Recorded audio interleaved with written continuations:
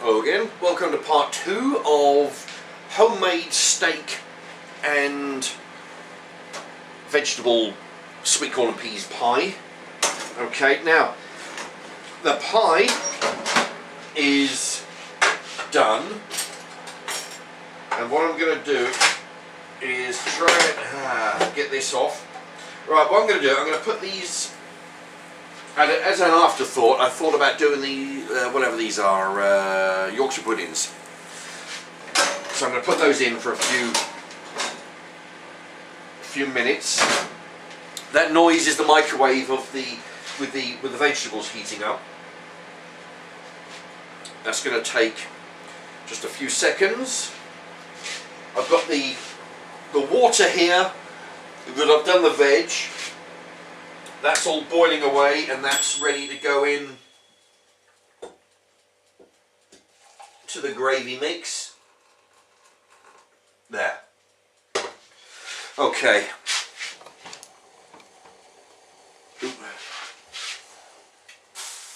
Ooh.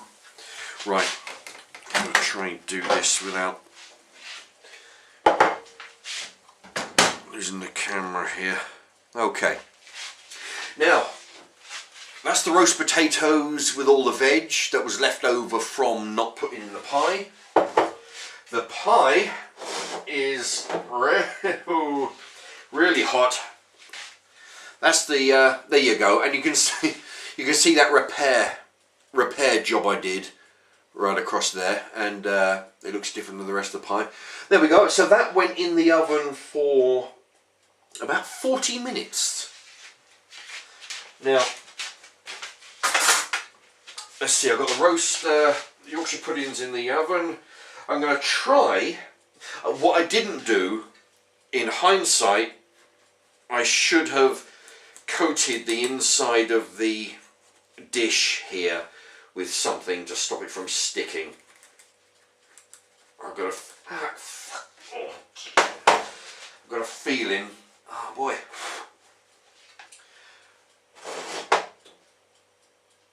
Got a feeling that this is going to stick, which I think it might well be doing.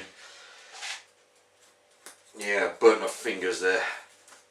Right, well actually, if I go around in a circle, then it seems to work. Okay, here we go. I'm going to try and tip this upside down. Ah! Jeez. Yeah, I'll tell you what, this isn't easy at all, but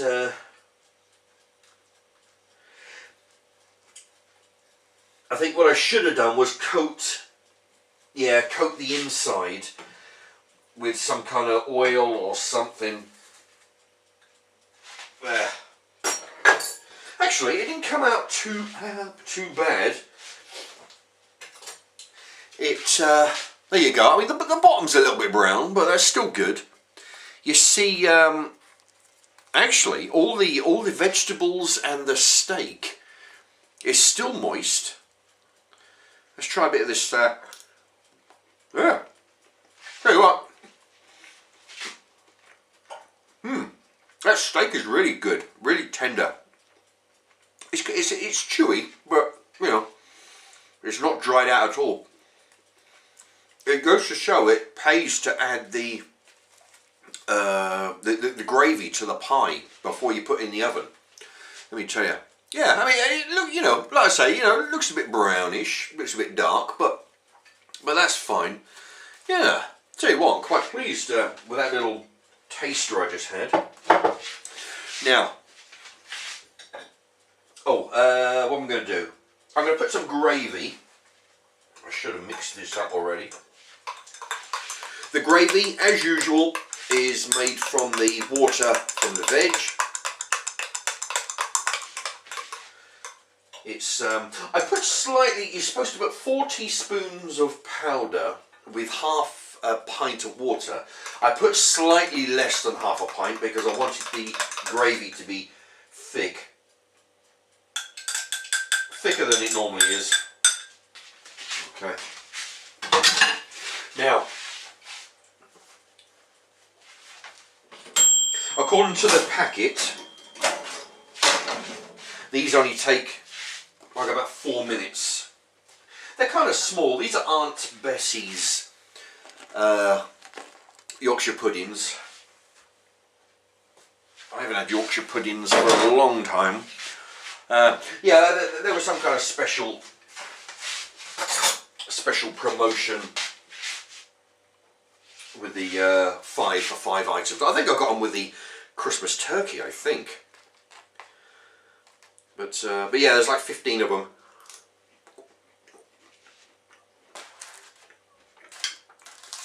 Yeah. Tell you what, they cut pretty good. Right, this is the Yorkshire pudding.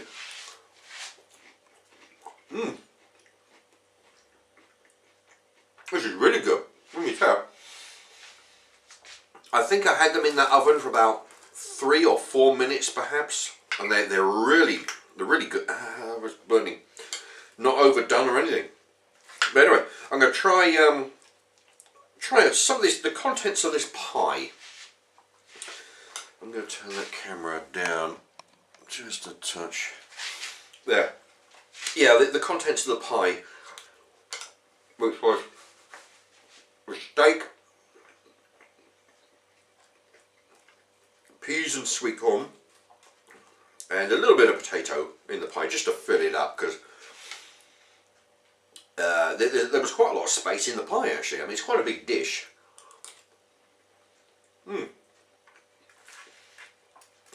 The pastry feels a little bit overdone. I don't know how I'm going to overcome that, because I mean it was only in there for like 40 minutes. Yeah, 40. But it's the underside, the bit that's in the actual dish. But I think if I coat the inside with some oil or margarine or something, that might help it not stick, and it might help it not burn as well. Burn to the inside of the pan, or the dish. Yeah, tell you what, these Yorkshire puddings are really good. Well, as for the inside of the pie, it really does make the difference adding gravy, you know, into the pie and then putting it in the oven. Without the gravy, the oven will just bake all the water and the moisture out, all the moisture out of the pie, and it'll just be too dry. But adding the gravy to it, the heat of the oven, I think, what happens is it will evaporate all the, you know, all the water from the gravy, but it will leave a concentrated, you know, like onion flavour or you know, the flavouring, whatever flavouring of the gravy it is, that'll stay in there. It'll just be the water that evaporates. And then